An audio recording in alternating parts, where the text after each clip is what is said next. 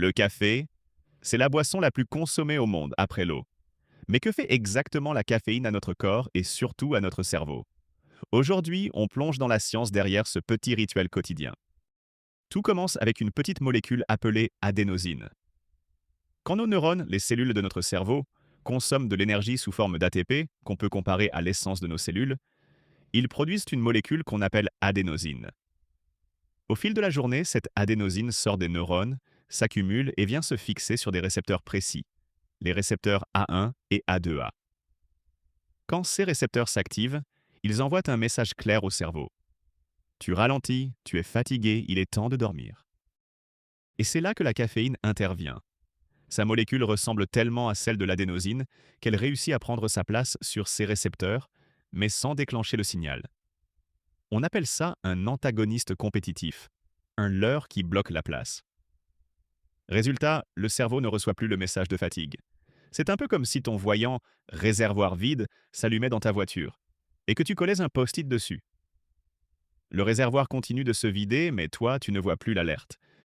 La conséquence directe, c'est que tout un jeu de messagers dans le cerveau se retrouve libéré. Par exemple, la dopamine, le messager du plaisir et de la motivation, qui circule plus facilement. Résultat, meilleure humeur et plus de motivation. La caféine stimule aussi l'adrénaline et la noradrénaline, les hormones du système nerveux d'alerte, qui accélèrent légèrement le rythme cardiaque et augmentent la vigilance. Et ce n'est pas tout. Le glutamate et l'acétylcholine, qui boostent normalement l'attention et la mémoire, se voient libérés de l'inhibition de l'adénosine. Résultat, tu es plus concentré.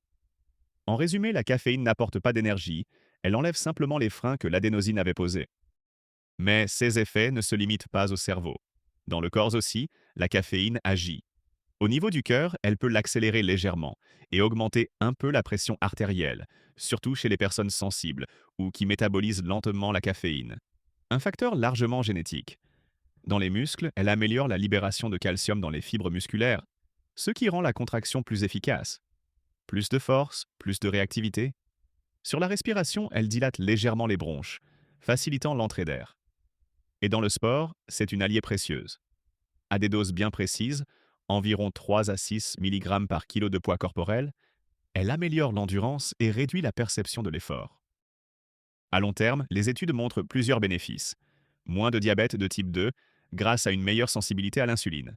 Le café pourrait diminuer le risque de maladie de Parkinson via son action sur la dopamine.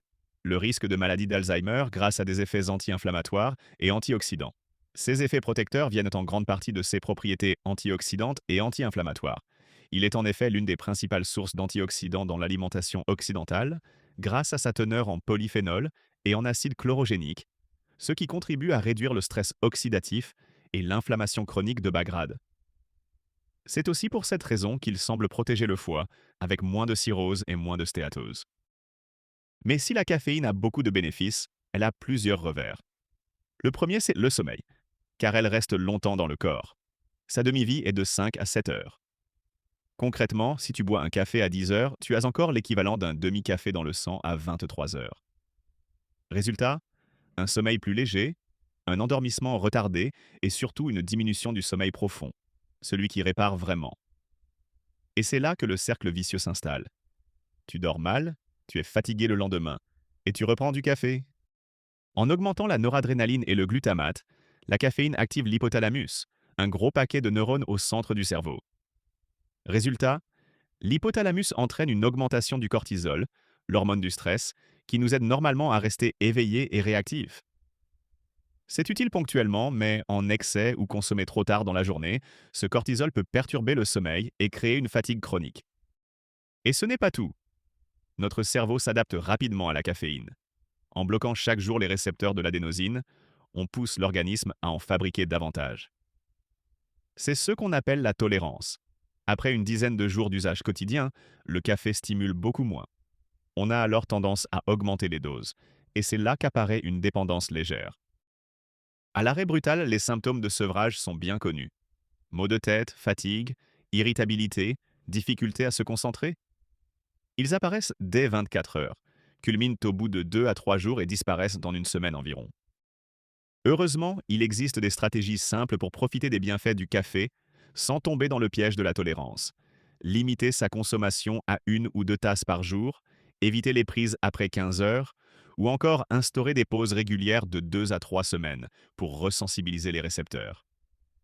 Certains choisissent aussi d'alterner les jours avec et sans café, en le réservant aux journées de travail intenses ou d'entraînement.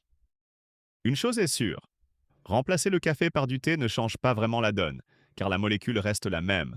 C'est toujours de la caféine. Et attention aux excès de pré-workout très dosés, qui accélèrent la désensibilisation. Alors, le café, ami ou ennemi? Le café est un formidable amplificateur d'éveil, mais pour en garder les bénéfices à long terme, il faut l'utiliser avec intelligence. Mais il faut se rappeler d'une chose essentielle. Le café ne crée pas d'énergie. Il masque la fatigue, en bloquant les signaux naturels que ton cerveau utilise pour te protéger. Le vrai carburant du cerveau, ça reste le sommeil. Abonne-toi pour plus de vidéos santé et physiologie.